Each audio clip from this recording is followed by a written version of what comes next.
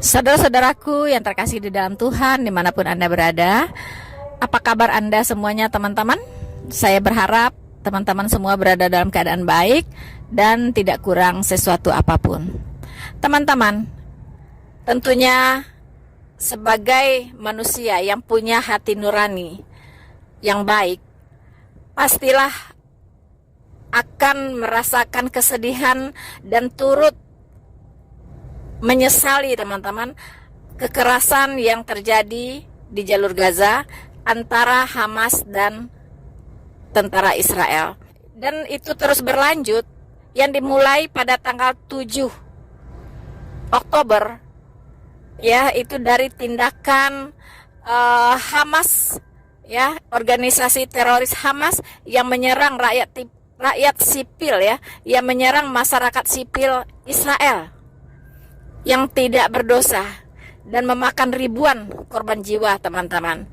Kemudian tentu saja Israel tidak terima dan Menteri Netanyahu bersumpah ingin membasmi yang namanya teroris Hamas, karena dia mengatakan bahwa Hamas adalah teroris dan Hamas adalah ISIS. Ternyata sumpah dari Netanyahu itu tidak sembarangan bicara, teman-teman. Sampai hari ini betul-betul Hamas itu diserbu, ya. Hamas dicari sampai ke liang semut, ya. Betul-betul ingin dibasmikan, teman-teman.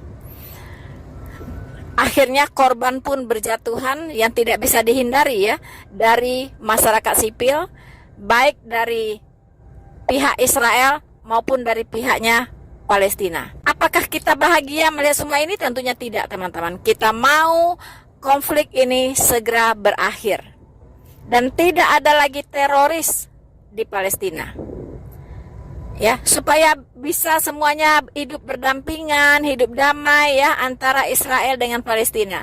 Tidak ada lagi organisasi yang sengaja memanfaatkan konflik ini sebagai sumber penghasilan mereka, sebagai sumber bisnis mereka. Teman-teman, saat ini sedang viral pernyataan dari Presiden Republik Indonesia, Bapak Insinyur Joko Widodo, yaitu bagaimana beliau mengecam Israel, bagaimana beliau mengecam apa yang dilakukan oleh Israel terhadap Palestina. Dan beliau juga sangat mengecam tindakan kekerasan yang dilakukan oleh Israel. Dan kecaman-kecaman ini, teman-teman, itu menimbulkan respon dari berbagai pihak. Tentunya bagi para pendukung Hamas, apa yang dikecam oleh Presiden Jokowi itu sesuatu yang sangat-sangat diharapkan, ya. Tapi ada juga manusia-manusia yang kritis dalam masyarakat kita mengkritisi pernyataan dari Bapak Presiden Joko Widodo.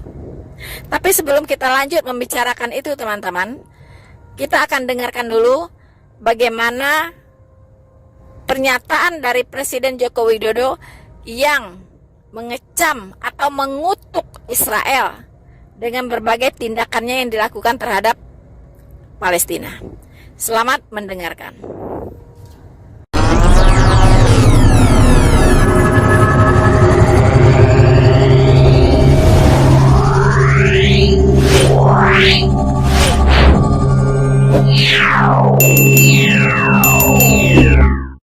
Assalamualaikum warahmatullahi wabarakatuh.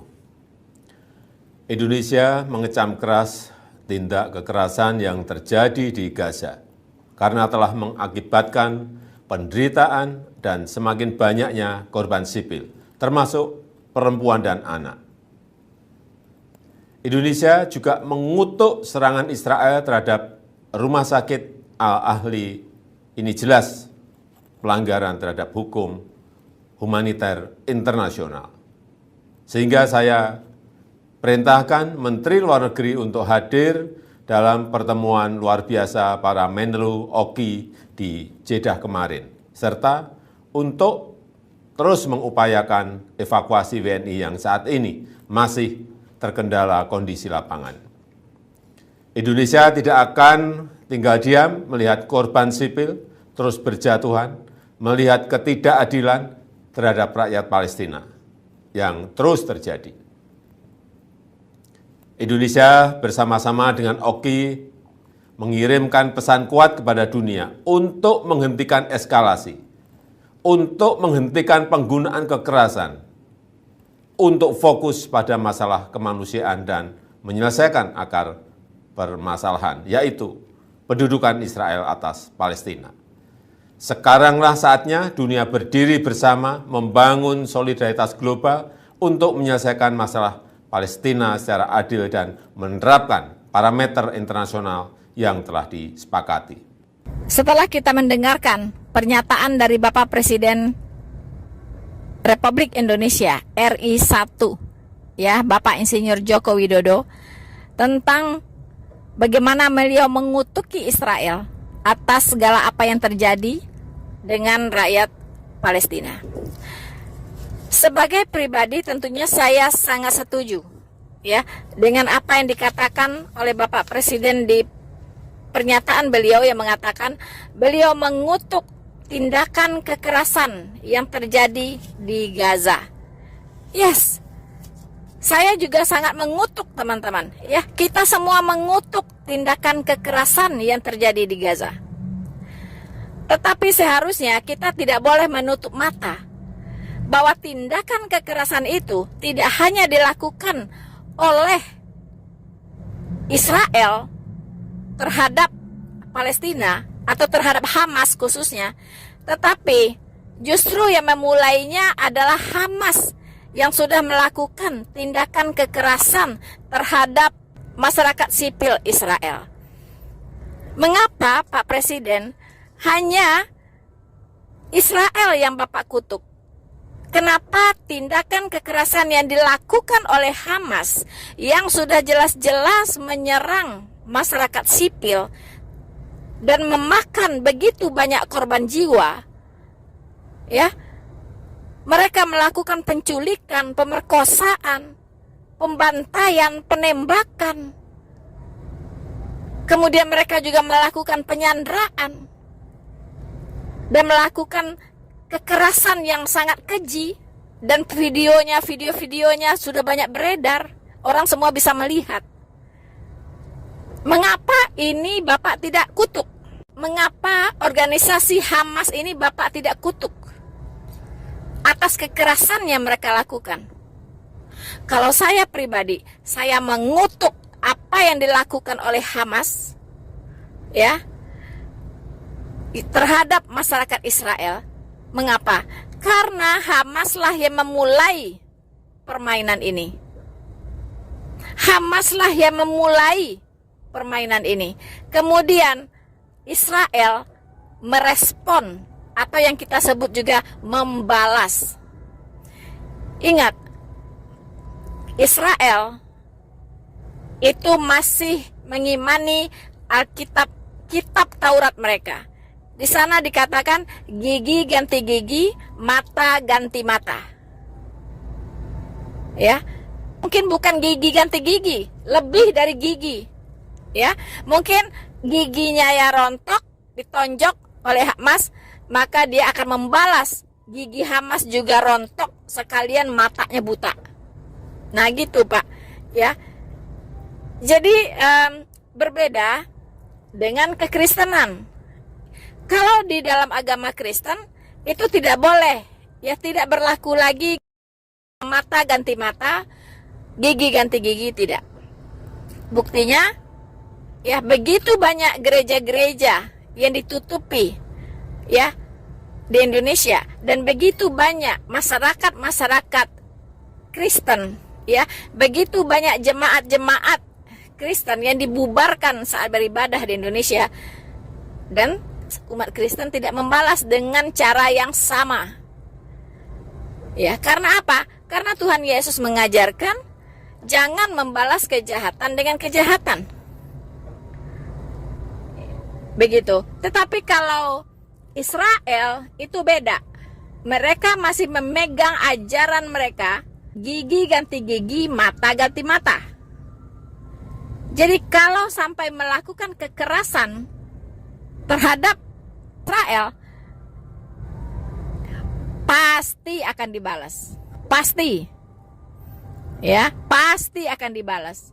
Mereka akan membalasnya mungkin beratus kali atau beribu kali lipat. Mungkin ada waktu mereka diojok-ojok mereka masih diam, diojok-ojok masih diam, sabar. Tapi ada satu titik mereka harus melakukan itu, membalas. Nah, jadi saya setuju Bapak mengutuk Israel, mengutuk kekerasan yang terjadi di jalur Gaza. Tetapi seharusnya sebagai kepala negara harus berhati-hati. Ya. Jangan hanya mengutuk Israel, Pak. Tetapi Bapak juga harus mengutuk Hamas yang sudah melakukan kekerasan itu terlebih dulu. Tanpa Hamas melakukan kekerasan terhadap masyarakat sipil Israel pada tanggal 7 Oktober, saya yakin Palestina tidak akan hancur lebur seperti hari ini. Tidak akan ada korban jiwa sebanyak ini. Yakin saya.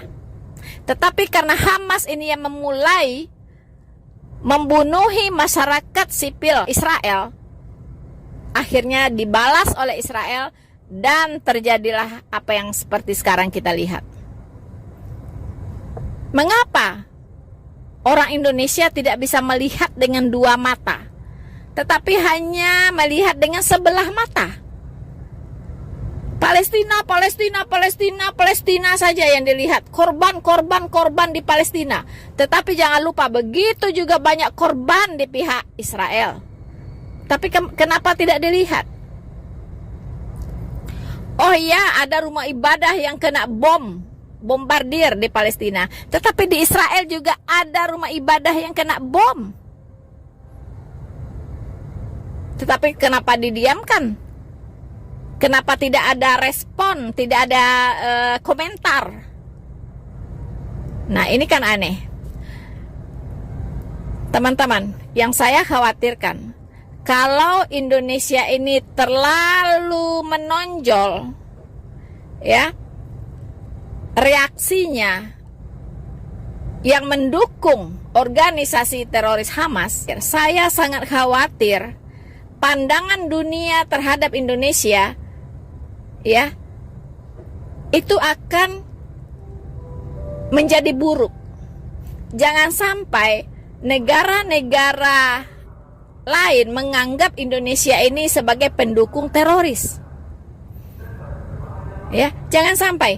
Kalau sampai orang memaknai bahwa Indonesia ini adalah pendukung teroris, maka apa dampaknya? Pertama, investor tidak akan masuk ke Indonesia.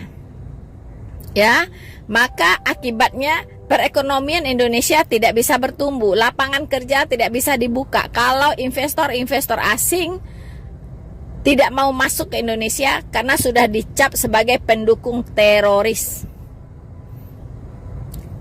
Ya, karena kentara sekali begitu, sangat tidak berimbang. Hanya mengutuk Israel saja yang dikutuk, Israel saja yang disalahkan, tanpa mau melihat siapa sih biang keroknya yang memulai permainan atau pertempuran ini, siapa gitu. Tidak ada komentar, tidak ada begitu. Dan ada sih ustadz, ya, ada ustadz yang lebih netral cara berpikirnya, lebih objektif. Wah, langsung dibully, teman-teman. Kemudian kita tahu Indonesia ini politiknya negara dikenal dengan negara non-blok. Non-blok, apa artinya non-blok? Non-blok itu artinya nggak pihak sana, nggak pihak sini, netral. Sebenarnya itu posisi yang paling aman, netral. Ya. Tapi kalau sekarang saya lihat sudah memblok sudah condong ke sana, condong ke Islam radikal gitu. Teman-teman, ini berbahaya. Ya, ini berbahaya sekali. Saya sangat khawatir ya, Indonesia ini akan dilabeli sebagai negara pendukung teroris nomor 1 di dunia. Itu sangat berbahaya.